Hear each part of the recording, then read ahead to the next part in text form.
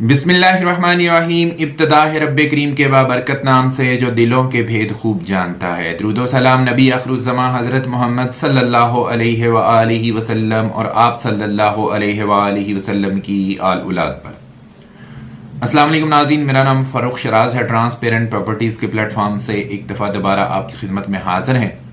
नाज़रीन, आज हम बात करेंगे प्रॉपर्टी की मौजूदा सूरत हाल और आने वाले वक्त में जो हमारी प्रेडिक्शन है, जो हमें नज़र आ रहा है वो क्या है। प्रॉपर्टी क्या ऊपर जाएगी, नीचे आएगी? लोग जो प्रॉपर्टी के अंदर इन्वेस्टमेंट कर रहे हैं उनको आने वाले वक्त में क्या फ़ायदा होगा या नुकसान होगा? ये वीडियो बहुत इंपॉर्टेंट है। इस वीडियो को एंड तक आपने ज़रूर देखना है और इस वीडियो के अंदर बहुत इंपॉर्टेंट चीज़ एक हम डिस्कस करने जा रहे हैं, जो कि एक नया टैक्स लगा है प्रॉपर्टी के ऊपर, जिसको 7E का टैक्स बोलते हैं। इसके बारे में पूरी तफसील के साथ हम बात करेंगे। वीडियो को आपने स्किप नहीं करना, आपने इस वीडियो को एंड तक जरूर देखना है ताकि आपका सारा कॉन्सेप्ट जो है वो क्लियर हो सके।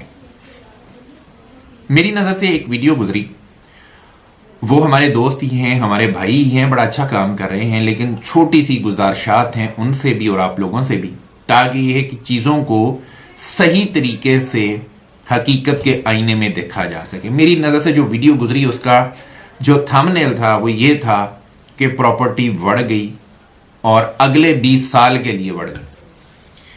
अच्छा, जब इस तरह के थंबनेल लगते हैं तो अल्टीमेटली आप लोग क्या करते हैं कि बहुत ज़्यादा पैनिक में आ जाते हैं। आप इससे पहले कि आप वीडियो देखें वो वाली वीडियो के अंदर है क्या, आप पैनिक में आ जाते हैं और फिर पता नहीं क्या क्या चीज़ें आपके जहन में चलना शुरू हो जाती हैं। मेरी अपने उस भाई से, उस दोस्त से भी गुजारिश है कि आप बहुत अच्छा काम करते हैं, लेकिन चीज़ों को खबर की हद तक रखें। इतनी सनसनी ना फैला दें कि अगला बंदा आपका थंबनेल देख के ही हार्ट अटैक आ जाए उसको। मैं ये बिल्कुल सीरियस नोट के ऊपर बात कर रहा हूं, मैं मजाक नहीं कर रहा इसके बारे में। बहुत सारे ऐसे कमजोर दिल लोग भी होते हैं जो कि इन वीडियोस को देख रहे होते हैं और इस तरह के थंबनेल जो है उनके लिए बहुत ज्यादा डिस्टर्बिंग होते हैं। गुजारिश ये है कि आप जरूर थंबनेल बनाएं, बहुत अच्छा काम कर रहे हैं, कीप कंटिन्यू गुड वर्क, लेकिन इस तरह की चीज़ें जो हैं उनको थोड़ा सा खबर की हद तक रहने दें। इतनी ज़्यादा मिर्च मसाला उसमें ना डाल दें कि यार अगला बंदा जो है ना वो उसको बर्दाश्त ही ना कर सके। आप लोगों से भी गुजारिश है कि इस तरह की जो भी वीडियोस और जो भी थंबनेल्स आपके पास आते हैं आप उनको ज़रूर देखें। उसके अंदर वीडियो का एटलीस्ट कंटेंट तो देखें, लेकिन अपना फीडबैक भी उस बंदे के साथ ज़रूर शेयर करें कि इसको किस तरह से हम अच्छे तरीके से प्रेजेंट कर सकते हैं। हमारी ये कोशिश होती है कि हम आपको खबर ही दें, इसमें कोई मिर्च मसाला ना डालें। अब बढ़ते हैं जी अपने आज के टॉपिक की तरफ। इससे पहले कि मैं वीडियो का बाकायदा आगाज करूं, आप लोगों से गुजारिश है मेरे इस चैनल को सब्सक्राइब कर लें, साथ में लगे हुए बेल आइकॉन को क्लिक कर दें और ऑल का नोटिफिकेशन ऑन कर दें, ताकि इस तरह की ऑथेंटिक और सिर्फ खबरें आपको मिलती रहे, मिर्च मसाला नहीं। अच्छा, एक गवर्नमेंट ने टैक्स जो है इसकी बात चल रही थी, बाज़गश्त इसकी काफी देर से चल रही थी। 7E टैक्स बोलते हैं उसको। 7E टैक्स जो है ये लगता है प्रॉपर्टी के ऊपर। पहले ये इंपोज किया गया, फिर इसको कोर्ट में चैलेंज कर दिया गया, जिसकी वजह से फिर ये होल्ड हो गया और अब ये है कि फाइनली ये वाला टैक्स जो है ये अनाउंस कर दिया गया है कि जी प्रॉपर्टी के ऊपर ये टैक्स लगेगा। लेकिन ये टैक्स हर बंदे के ऊपर नहीं लगेगा, हर प्रॉपर्टी के ऊपर नहीं लगेगा। कौन कौन से लोग जो है वो इस टैक्स की जद में आएंगे और कितना टैक्स देना होगा, ये बड़ा डिटेल में हम आपको इंशाल्लाह ताला बताएंगे। सबसे पहली चीज तो ये है कि जो जो चीजें इसमें से एग्जेम्प्टेड हैं इस टैक्स में से वो देख लेते हैं। वो चीजें ये एग्जेम्प्टेड हैं कि अगर आप किसी घर में रह रहे हैं जो आपके जाती इस्तेमाल में है, वो वाली प्रॉपर्टी इससे एग्जेम्प्टेड है। अगर आप कोई बिजनेस कर रहे हैं जो कि आपके जरिए मुआश है, जहां पे आप अपनी फैक्ट्री रन कर रहे हैं, कोई ऑफिस है आपका, कोई भी चीज है जो कि आपके अपने इस्तेमाल में है, वो इससे एग्जेम्प्टेड है, उसके ऊपर ये टैक्स नहीं लगेगा। टैक्स लगेगा किसके ऊपर? उसके बाद ये वाला सवाल आता है कि अगर इसके ऊपर भी नहीं लगेगा तो किसके ऊपर लगेगा? तो उसकी एक कंडीशन रखी गई थी। उसकी कंडीशन ये रखी गई थी कि आपकी जाती इस्तेमाल की चीजें जो हैं, जो निकाल के, जिसमें आपका घर हो गया, आपका ऑफिस हो गया, आपकी फैक्ट्री होगी, ये सारी चीजें निकालने के बाद अगर आपके पास 2.5 करोड़ रुपए से ज्यादा की प्रॉपर्टी है और उस प्रॉपर्टी से आप उसकी जो मार्केट वैल्यू है उस मार्केट वैल्यू का 5% तक सालाना आप इनकम अर्न करते हैं, तो उस इनकम के ऊपर वो जो 5% आप 2.5 करोड़ से ऊपर वाली जो प्रॉपर्टी है उससे जो 5% आप सालाना इनकम ले रहे हैं, उस इनकम के ऊपर 1% 7E टैक्स लगता है। The 7E tax essentially impose a levy on resident individuals who are considered to have earned income equivalent to 5% of the fair market value of their capital assets।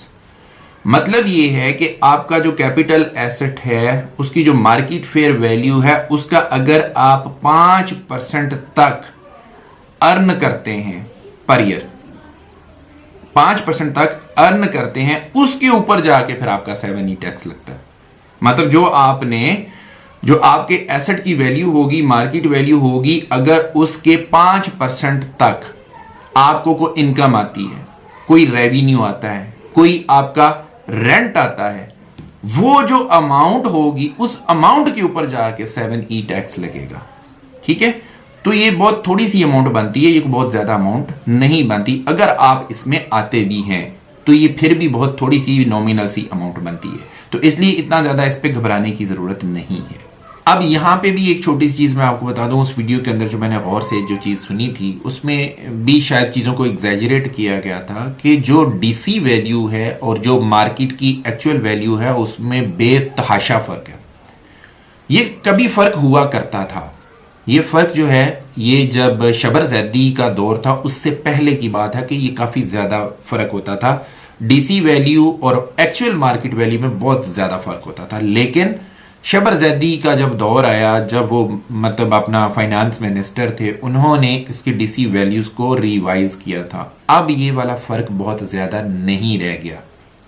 ऐसा नहीं है कि आपकी 2.5 करोड़ की अगर प्रॉपर्टी वहां पे शो हो रही है तो उसकी मार्केट वैल्यू जो है वो 16 करोड़ हो, ऐसा नहीं है, ऐसा हरगिज नहीं है।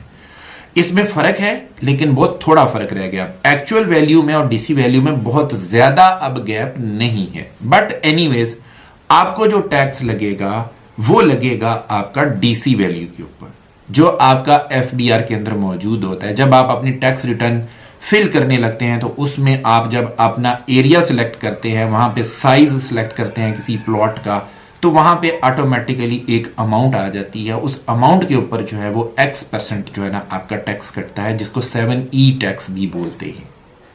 ठीक है, ये 1% है, ये आपका टैक्स लगेगा। लेकिन वही बात है कि आपकी सारी चीजें जाती इस्तेमाल की तो इसमें से वैसे भी एग्जाम्प्ट हो गई हैं। जब आपके घर भी इसमें से एग्जाम्प्ट है, आपका जो बिजनेस है वो भी इसमें से एग्जाम्प्ट है, आपका ऑफिस है वो भी इसमें से एग्जाम्प्ट है, उसके बाद अगर वो भी डीसी वैल्यू, उसके बाद अगर डीसी वैल्यू के मुताबिक, एक्चुअल वैल्यू के मुताबिक नहीं, डीसी वैल्यू के मुताबिक अगर आपके पास 2.5 करोड़ की प्रॉपर्टी मौजूद है तो वो एग्जाम्प्टेड है। और 2.5 करोड़ से अगर ऊपर, 2.5 करोड़ तक एग्जाम्प्टेड है, 2.5 करोड़ से ऊपर अगर आती है वो भी डीसी वैल्यू के मुताबिक, एक्चुअल वैल्यू के मुताबिक नहीं, तो उसके ऊपर जाके कहीं पे 1% जो है ना वो टैक्स लगता है। तो इसलिए आप लोग बिल्कुल तसल्ली रखें। आप मतलब मैं अपनी बात करूं, हम जो मिडिल तबका के जो लोग होते हैं उनके पास इतनी प्रॉपर्टियां तो सीधी बात है होती कोई नहीं, कि जो इतना कुछ निकालने के बावजूद, 2.5 करोड़ तक की प्रॉपर्टी एग्जम्प्ट करने के बावजूद, उसके बाद भी कोई प्रॉपर्टी हम पे बच जाए और उसके बाद जाके हमारे ऊपर टैक्स लगे, तो इसमें बहुत थोड़ा तबका आएगा। जिनके पास अच्छी खासी प्रॉपर्टी है वो वाले लोग इसमें जरूर आएंगे, उनके ऊपर ये वाला टैक्स जरूर लगेगा। लेकिन मेरे जैसे और आप जैसे बहुत सारे ऐसे भाई होंगे जो कि इस वाले टैक्स की जद में नहीं आएंगे। मैं उम्मीद करता हूं कि मेरी आज की वीडियो की क्लैरिटी से आप लोगों को काफी ज्यादा फायदा हुआ होगा, और एक जो अनसर्टेनिटी और एक जो बेयकीनी की फजा है प्रॉपर्टी के हवाले से कि जी प्रॉपर्टी जो है ये शायद अगले 20 साल भी नहीं उठने लगी, ऐसा कुछ नहीं है। प्रॉपर्टी का बिजनेस ठीक है इस वक्त डाउनफॉल का शिकार है। इस वक्त ये वाला फेज प्रॉपर्टी के ऊपर को पहली दफा नहीं आया, इससे पहले भी इस तरह के फेजेस आते हैं, लेकिन ये एक ट्रेंड है, ये एक हिस्टोरिकल ट्रेंड है जिसमें ये देखा गया कि 2, 3 साल 4 साल प्रॉपर्टी डाउन रहती है, फिर उसके बाद एक बूम आता है इसके ऊपर।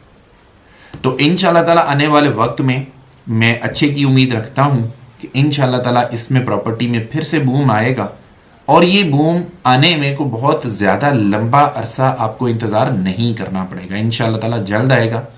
Hope for the best, be positive, चीज़ों को, अगर आपके पास पड़ी हुई हैं प्रॉपर्टीज़, आपके पास पड़ी हुई हैं, अगर आपके पास बहुत अर्जेंसी नहीं है, इनको बिल्कुल सोल्ड आउट ना करें अभी फ़िलहाल, क्योंकि अभी इसकी वो वाली कीमत आपको नहीं मिलेगी। प्रॉपर्टी का बिजनेस अभी क्योंकि डाउन है। हाँ, ये परचेज का टाइम है। अगर आप परचेज करना चाहते हैं तो इस वक्त आपको बहुत अच्छी प्रॉपर्टी बहुत अच्छे दामों में मिल सकती है। तो this is the right time to purchase the property.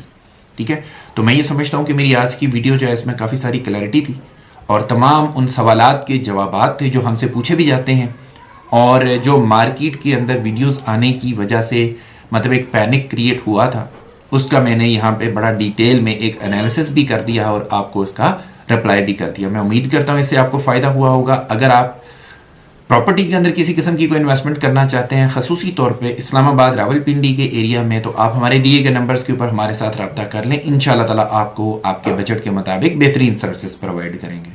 इसी के साथ अपने होस्ट फर्रुख शराज को इजाज़त दीजिए। नई वीडियो नए टॉपिक के साथ दोबारा आपकी खिदमत में हाजिर होंगे। अपना बहुत ख्याल रखिएगा, हमें अपनी दुआ में याद रखिएगा। अनटिल नेक्स्ट टाइम, अल्लाह निगहबान।